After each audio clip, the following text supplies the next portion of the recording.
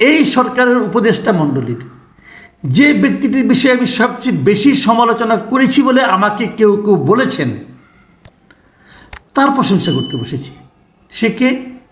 তিনি হলেন আমাদের একজন উপদেষ্টা, তরুণ উপদেষ্টা, বাট গুরুত্বপূর্ণ, মাহফুজ আলম। আমি আজকে তার প্রশংসা করতে বসেছি। কী প্রশংসা সেটা বলি। উনি আজকে একটা ফেসবুকে স্ট্যাটাস দিয়েছেন। সেই স্ট্যাটাসের আমার একটা শিরোনাম আছে, জনগণ ও মধ্যবর্তী অবস্থানের সপক্ষে। এই স্ট্যাটাসটা দিয়েছেন, এখানে উনি অনেকগুলি কথা বলেছেন যে উনি যে আসলে মাস্টার মাইন্ড না, এবং মাস্টার মাইন্ড যে বলা কাউকে ঠিক না এটা বলেছেন, অথবা তৌহিদি জনতা বলাতে কে কে রাগ করেছেন সে সম্পর্কে বলে। এটা আমি একটু পড়ব। পড়ার আগে আমি একটু বলে নিই আপনাদেরকে যে এই স্ট্যাটাসটা আসলে পূর্ববর্তী দুটো স্ট্যাটাসের আমার বিবেচনায় ধারাবাহিকতা। এর আগে উনি দুটো স্ট্যাটাস দিয়েছিলেন। সেই দুটোর একটা ছিল 10 তারিখে আর একটা ছিল 11 তারিখে। 10 তারিখের স্ট্যাটাসটা বেসিক্যালি হয়েছিল, আপনাদের মনে আছে বইমেলায় একটা ঝামেলা হয়েছিল একটা বইকে কেন্দ্র করে। একটা বইকে কেন্দ্র করে একটা স্টলকে বন্ধ করে দেওয়া হয়েছিল। তৌহিদি জনতা নামধারী কিছু লোক যে সেই স্টলটাকে বন্ধ করে দিয়েছিল, সেখানে তসলিমা নাসরিনের বই বিক্রি হচ্ছিল বলে। এই প্রেক্ষিতে কিনা আমি জানি না, এই ঘটনার পরপরই মাহফুজ আলম সাহেব একটা স্ট্যাটাস দিয়েছিলেন 10 তারিখে, এবং ওটা পড়ে আমি আসলে একটু বিস্মিত হয়েছিলাম। আমার কাছে খুব ভালো লেগেছিল। আমি আসলে ভাবতেই পাইনি উনি এরকম স্ট্যাটাস দেবেন। উনি লিখেছিলেন, আমি আপনাদেরকে পড়ে শোনাই, এই স্ট্যাটাসটা আমি পুরোটাই পড়বো আপনাদের কাছে। উনি লিখেছিলেন, অভ্যুত্থানের পক্ষে হলে মব করা বন্ধ করেন, আর যদি মব করেন তাইলে আপনাদেরও ডেভিল হিসেবে ট্রিট করা হবে। আজকের ঘটনার পর আর কোনো অনুরোধ করা হবে না, আপনাদের কাজ না আইন নিজের হাতে তুলে নেয়া। একদম স্পষ্ট কথা কিন্তু, যে আপনি যদি অভ্যুত্থানের পক্ষের লোক হন তাহলে এই মব এটা করতে যাবেন না, এটা করতে বন্ধ করতে বলছেন উনি। তারপর উনি আর কি লিখেছেন, কথিত আন্দোলন আর মবের মহড়া আমরা এখন থেকে শক্ত হাতে মোকাবেলা করব। রাষ্ট্রকে অকার্যকর এবং ব্যর্থ প্রমাণের চেষ্টা করা হলে এক বিন্দু ছাড় দেওয়া হবে না। এই লিখেছেন। আরও দুটো প্যারা আছে, ওটা না পড়লে চলবে, এখানে মূল বক্তব্যটা রয়ে গেছে। এই স্ট্যাটাসটা যারা এই মবের পক্ষের লোক, এরকম অনেকেই কিন্তু ভালোভাবে নেননি, এবং ভালোভাবে যে নেননি এই স্ট্যাটাসের নিচে যে কমেন্টগুলো আছে সেই কমেন্টগুলো পড়লে আপনারা বুঝতে পারবেন। আমি ওখান থেকে দুটো কমেন্ট আপনাদেরকে পড়ে শোনাচ্ছি। একটা লিখেছেন মিস্টার আবদুল্লাহ আল মাহমুদ। তিনি লিখেছেন, ভাই আপনি দায়িত্বশীল মানুষ, যারা আপনাদেরকে বিশেষভাবে আপনাকে ক্ষমতায় যাওয়ার রাস্তা করে দিয়েছে তাদেরকে প্রতিপক্ষ ভাববেন না। দায় ও দরদের সাথে চিন্তা করে দেখেন এইখানে সত্যিকার অর্থে উস্কানিদাতা কারা, আর কারা শান্তি রক্ষার চেষ্টা করতেছে। তার মানে ওই আবদুল্লাহ আল মাহমুদ সাহেব বলতে চাচ্ছেন যে যারা এই মবটা করেছে তারাই নাকি ওনাকে, মাহফুজ আলম সাহেবকে ক্ষমতায় যাওয়ার রাস্তা করে দিয়েছে। এই হলো ওনার দাবি। কাজেই এটা নিয়ে নাকি কে উস্কানি দিচ্ছে তাকে নিয়ে চিন্তা করতে হবে। তো উস্কানি তো যে কেউ দিতেই পারে, উস্কানি দিলেই আপনি উস্কিত হবেন কেন? আপনি উত্তেজিত হবেন কেন? এটা তো উত্তেজিত না হওয়াটা তো আপনার দায়িত্ব। এই ব্যাপারে মাহফুজ আলমের একটা বক্তব্য আছে, পরের দিকে আমি আপনাকে এটা পড়ে শোনাবো। আবার নাদিউজ্জামান রিজভী লিখেছেন ওনার স্ট্যাটাসের প্রেক্ষিতে যে দরদি নেতার ভাষা এমন হওয়া অনুচিত। আপনি ইনভেস্টিগেশন শেষে মন্তব্য করেন, আগেই মব বলে খারিজ করেন না, এবং শব্দ চয়নে সংযত হইয়েন। আপনি জনতার প্রতিনিধি, খাদেম, মনিব নন। দেখেন ভাষা কিন্তু পাল্টে যাচ্ছে। মানে মাহফুজ আলম সাহেব যে কথাটা বলেছেন এর মধ্যে ভুল কী পেয়েছেন আপনারা আমি জানি না, আমি কিছু পাইনি। আমার কাছে খুবই দায়িত্বশীল একটা স্ট্যাটাস মনে হয়েছে, কিন্তু এটা এই ভদ্রলোকদের পছন্দ হয়নি। তারা ক্ষিপ্ত হয়ে গেছেন এবং তারা এটা নিয়ে নানা ধরনের কথা বলছেন। আচ্ছা, ঠিক তার পরের দিন 11 ফেব্রুয়ারি মাহফুজ আলম সাহেব আরেকটা স্ট্যাটাস দিয়েছেন। সেখানে উনি কী লিখেছেন, তৌহিদি জনতা নামে আপনারা যারা নিজেদের পরিচয় দেন তাদের আমি হুমকি দিইনি, সতর্ক করেছি। কেন করেছি? গত 15 বছর নিপীড়ন সহ্য করে এবং গণ অভ্যুত্থানে ভূমিকা রেখে সকল নাগরিকদের মতোই আপনারা একটি জাতীয় সম্ভাবনা হাজির করেছেন, কিন্তু মব সংস্কৃতির কারণে তা ভুলণ্ঠিত হচ্ছে। এক্ষেত্রে আপনাদেরকেই এই সম্ভাবনা রক্ষা করতে হবে।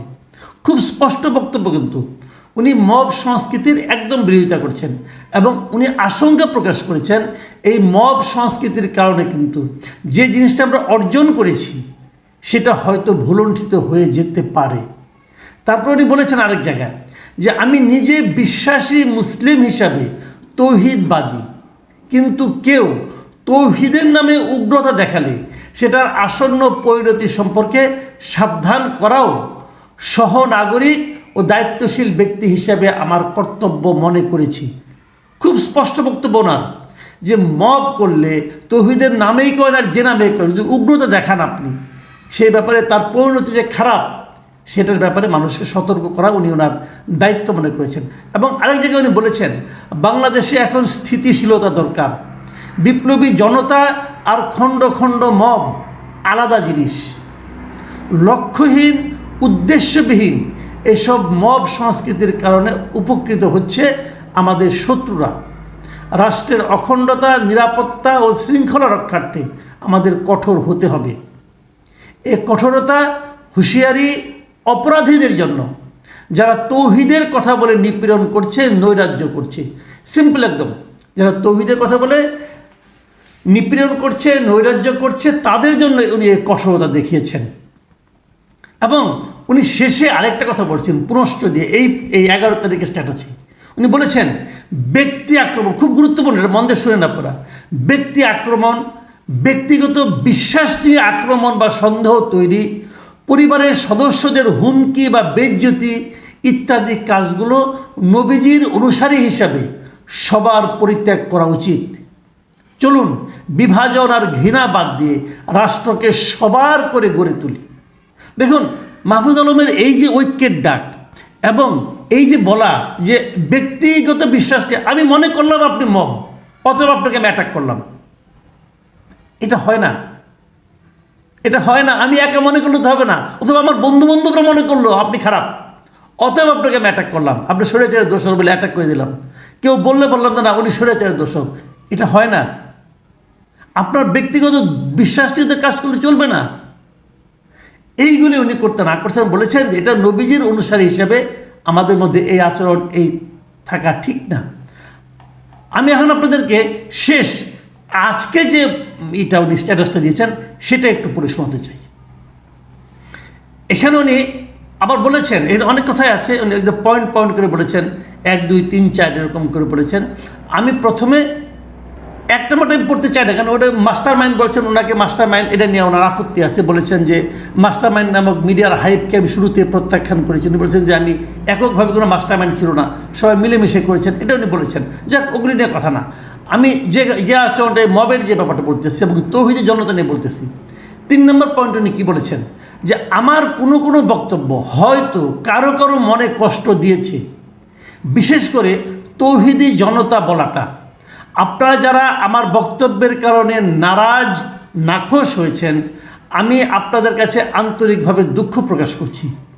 মানে তৌহিদি জনতা বলাতে অনেকে হয়তো দুঃখ পেয়েছেন, তাদের কাছে উনি দুঃখ প্রকাশ করেছেন। মানে একটু যেন দৃঢ়তা থেকে কমে আসলো, কিন্তু কোনো সমস্যা নেই। আমি ওনার এই অ্যাটিটিউডটাকে পছন্দ করেছি। কেন করেছি ওনার পরের লাইনটা পড়লে আপনি বুঝতে পারবেন। উনি তারপরে লিখেছেন, এছাড়া গত কয়েক মাসে অন্য কোনো বক্তব্যে কেউ আঘাত পেলে বা সেটাকে বিভাজনমূলক ভাবলে সেক্ষেত্রেও আমি আমার বক্তব্য পুনর্বিবেচনার পক্ষে। এটাই হলো আমি মনে করি মানে সঠিক চিন্তা। উনি বলেছেন গত কয়েক মাসে আমি অনেক বক্তব্য দিয়েছি, সেটা যদি কারো মনে দুঃখ দিয়ে থাকে এবং সেটাকে যদি কেউ বিভাজনমূলক ভাবেন যে এটাতে যার মাধ্যমে জাতিকে বিভাজিত করা হচ্ছে, তাহলে উনি সেটাকে পুনর্বিবেচনা করার পক্ষে, মানে আবার নতুন করে চিন্তা করতে চান।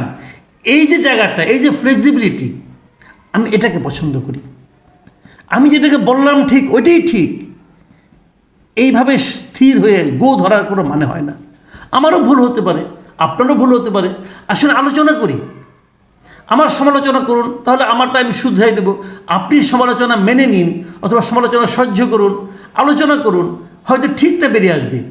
আমি মনে করি একজন রাষ্ট্রনায়কের মানে যারা নাকি ক্ষমতায় থাকবেন, বড় জায়গায় থাকবেন, যারা সিদ্ধান্ত দেওয়ার ক্ষমতা রাখবেন, তাদের মধ্যে এই ধরনের ফ্লেক্সিবিলিটি থাকাটা উচিত, যেটা জনাব মাহফুজ আলম সাহেব দেখিয়েছেন। ওনার আচরণ, ওনার বয়স কম হতে পারে, কিন্তু ওনার মধ্যে এই যে একটা আমার কাছে মনে হয়েছে যে ধীর স্থির একটা চিন্তা এবং সব কিছুর সঙ্গে মেনে নেওয়ার চিন্তা এবং এই যে একটা গ্রহণ করার ক্ষমতা, সক্ষমতা, আমি বিশ্বাস করেন আমি মুগ্ধ হয়েছি। মাহফুজ আলমের অনেক সমালোচনা আমি করেছি। আমি যে সমালোচনাগুলো করেছি সেখানে তখন আমার কাছে মনে হয়েছিল ওনার এই আচরণটা পছন্দ আমার হয়, এখনও হয় না। ওই সমালোচনাগুলো কিন্তু আমি প্রত্যাহার করছি না, ওগুলো আমি করেছি। আবার এই যে আচরণ, এই আচরণে আমি প্রশংসা করতে বাধ্য হচ্ছি। আমি মনে করি যে একজন নেতা যিনি হবেন তার মধ্যে এই গুণাবলীটা থাকা খুব জরুরি। প্রিয় দর্শক, যারা ওনাকে সমালোচনা করছেন, ওনারা অনেক সমর্থকও এটা পছন্দ করেন নাই। এটাই হবে, এটাই হতে পারে। আমি সেই সমর্থকদেরকে বলবো যে এভাবে বিবেচনা করেন, জাতিকে বিভক্ত করা যাবে না। আমি বারবার যে কথাটা বলি, জাতিকে বিভক্ত করিয়েন না। বিভক্ত জাতি অগ্রসর হতে পারে না। আপনি কত লোককে বাতিল করবেন? পারবেন না। সবাইকে নিয়ে চলতে হবে, ছাড় দিতে হবে, তাদেরকেও ছাড় দেওয়ার মানসিকতা থাকতে হবে। আর অপরাধীকে আমি গ্রহণ করতে বলি না, আবারও বলি অপরাধীকে গ্রহণ করেন না। অপরাধীর জন্য শাস্তি প্রাপ্য, শাস্তি হওয়ার পর দেখা যাবে কি করা যায়। কাজেই যারা অপরাধী নয় তাদেরকে একটা অচ্ছুত গোষ্ঠীর মধ্যে ফেলে দিয়ে তাদেরকে প্রত্যাখ্যান করেন না, তাদেরকে অবহেলা করেন না, এটা ভালো হবে না। জনাব মাহফুজ আলমকে আবার ধন্যবাদ জানাচ্ছি। পাশাপাশি সবার কাছ থেকে জাতিকে ঐক্যবদ্ধ করার একটা প্রচেষ্টা সর্বদা থাকুক, এই প্রত্যাশা করছি। প্রিয় দর্শক, ভালো